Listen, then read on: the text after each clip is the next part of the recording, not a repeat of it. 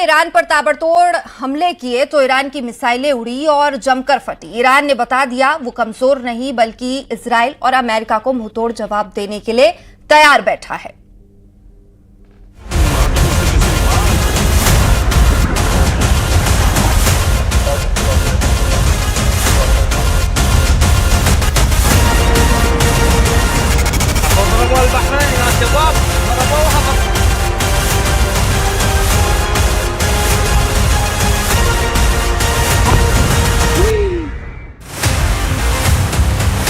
Iran की मिसाइलें उड़ी और जमकर फटी।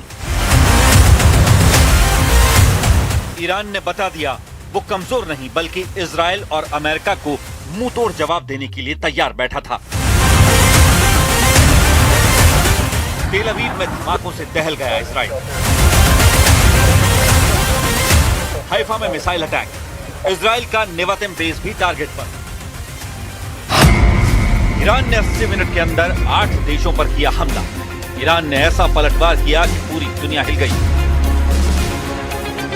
नेतन्याहू के हमले के जवाब में सबसे पहले इजराइल पर हमला, फिर इजराइल के मददगारों पर हमला, जॉर्डन पर हमला, बहरीन में अटैक, यूएई पर भी गिरी ईरान की मिसाइल, कतर पर ईरान का हमला, सऊदी अरब के मिलिट्री बेस पर भी अटैक, इराक में अमेरिकी बेस को भी नहीं बख्शा।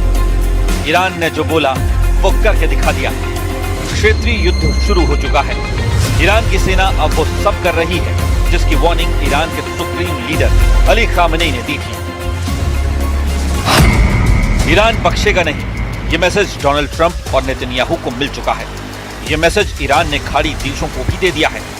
इस बार छेड़ा है तो छोड़ेंगे नहीं। अगले 24 घंटे में ईरान और इजराइल के बीच हालात और खराब होने जा रहे हैं। ईरान के रेवोल्यूशनरी गार्ड्स के हाथों में अटैक लॉन्च करने की कमान है और ईरान की टॉप लीडरशिप से अटैक का लगातार ऑर्डर मिल रहा है।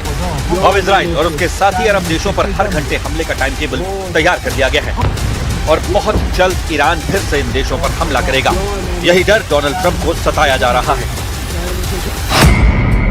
ईरान के टारगेट पर इजराइल है, उसके दोस्त यूएई और बहरीन हैं जो अब्राहम अकॉर्ड के साथी हैं क्योंकि यहीं पर अमेरिका के अड्डे भी हैं। ईरान के टारगेट पर सऊदी अरब और कुवैत में अमेरिकी अड्डे हैं। कतर का अड्डा भी ईरान के टारगेट पर है। जॉर्डन को तो बहुत बड़ी सजा दे रहा है ईरान।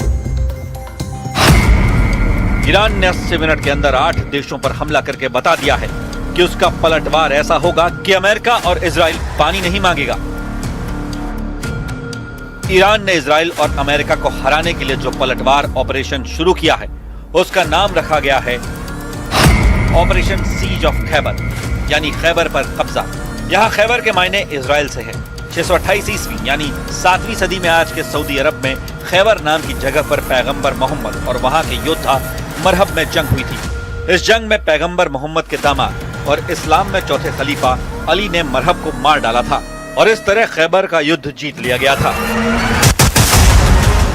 ईरान से युद्ध पूरे पश्चिम एशिया में जंग की वजह बनेगा, जिसका ऐलान ईरान के सर्वोच्च नेता अली खामेनी ने पहले ही कर दिया था और फिर आज की तस्वीरों ने बता दिया कि वार्निंग में कोई कमी नहीं की गई।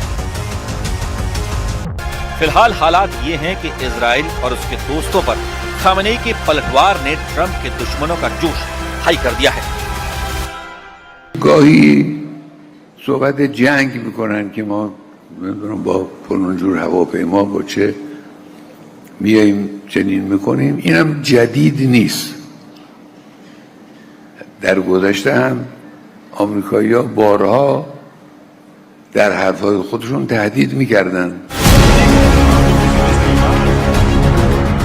इसमें कोई शक नहीं कि ईरान और अमेरिका के युद्ध में इजराइल बड़ा टारगेट बन गया है। ईरान बार बार बता रहा है कि वो इस बार इजराइल को ऐसा सबक सिखाएगा कि दोबारा युद्ध की नौबत नहीं आएगी।